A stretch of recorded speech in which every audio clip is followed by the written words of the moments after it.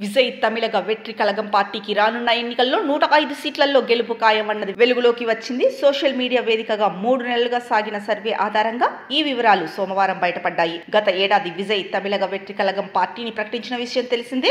లోక్సభ ఎన్నికలకు దూరంగా ఉన్నారు. ఆ తర్వాత క్రమంగా పార్టీ కార్యక్రమాల మీద దృష్టి పెట్టారు. పార్టీ ఆవిర్భావ వేడుక అనంతరం కొంతకాలం విజయ్ సినిమా షూటింగ్లలో బిజీగా ఉన్నాడు. దాదాపు గత 3-4 నెలలుగా పార్టీ కార్యక్రమాలపై మళ్లీ దృష్టి పెట్టి ప్రజలలోకి దూసుకెళ్లే కార్యాచరణలో విజయ్. ఆ పార్టీ వర్గాలు విజయ్ పార్టీ పేరు జెండాను విస్తృతంగా ప్రజలలోకి తీసుకెళ్లే విధంగా కార్యక్రమాలు చేపట్టారు. బూత్ కమిటీలు తమ పనిని వేగవంతం చేశాయి. ఇక విజయ్ ప్రజా పర్యటనకు కార్యాచరణలో ఉన్నారు. ఈ స్కెడ్యూల్ త్వరలో వెలువడనుంది. ఈ పరిస్థితులలో గత 3 నెలలుగా సోషల్ మీడియాతో పాటు పలు వర్గాల నుంచి ఓ సంస్థ సేకరించిన అభిప్రాయాలు, నిర్వహించిన సర్వే మేరకు తాజాగా విజయ్ కు 105 సీట్లు ఖాయం అన్న సమాచారం చర్చకు దారితీసింది. ఈ సర్వే మేరకు 2026 అసెంబ్లీ ఎన్నికలలో విజయ్ కు 95 నుంచి 105 సీట్లతో 34.55% ఓట్లు దక్కబోతున్నట్లుగా సామాజిక మాధ్యమాల్లో సమాచారం వైరల్ అయింది. అలాగే డిఎంకే కూటమికి 75 నుంచి 80 స్థానాల వరకు 30.20% ఓటింగ్ తో, అన్నా డిఎంకేకు 55 నుంచి 65 సీట్లు 28.85% ఓట్లతో దక్కే అవకాశాలు ఉన్నాయన్న సమాచారం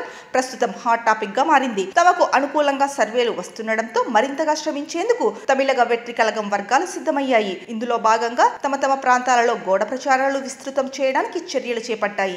ఇక ప్రైవేట్ కు చెందిన ప్రహరీ గోడలు ప్రదేశాలలో గోడ ప్రచారం కోసం ముందస్తుగా బుక్ చేసుకుంటుండడం గమనార్హం. ఇక విజయ్ పార్టీని ప్రకటించేటప్పుడు మీ అందరికీ తెలిసినట్టు విజయ్ పీపుల్స్ మూవ్మెంట్ అనేక సంక్షేమ కార్యక్రమాలు, సామాజిక సేవా కార్యక్రమాలను చాలా ఏళ్లుగా నిర్వహిస్తోంది. అయితే కేవలం ఓ స్వచ్ఛంద సంస్థ ద్వారా సామాజిక, ఆర్థిక, రాజకీయ మార్పు సంపూర్ణంగా రాదు. అందుకోసం రాజకీయ అధికారం అవసరమని విజయ్ తన ప్రకటనలో చెప్పారు. అంతేకాదు, ప్రస్తుతం రాజకీయ వాతావరణం ఎలా ఉందో మీ అందరికీ తెలిసిందే. అధికార దుర్వినియోగం, అవినీతి ఓ పక్క, విభజన రాజకీయ సంస్కృతి మరో పక్క, కులం, మతం కింద మన ప్రజలను విడగొడుతున్నారు. ఇవి మన ఐక్యతకు, ప్రగతికి ఆటంకాలుగా మారాయన్నారు.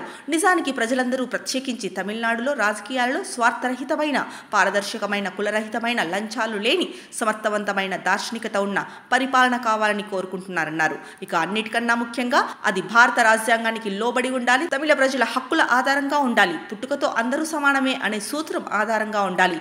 అటువంటి మౌలిక రాజకీయ మార్పే మొదటి ప్రాధాన్యం. అలాంటి రాజకీయ వ్యవస్థ మాత్రమే ప్రజల ప్రేమను పొందగలుగుతుంది. ప్రజల శక్తి మాత్రమే అటువంటి దానిని సాధ్యం చేయగలదు అన్నారు.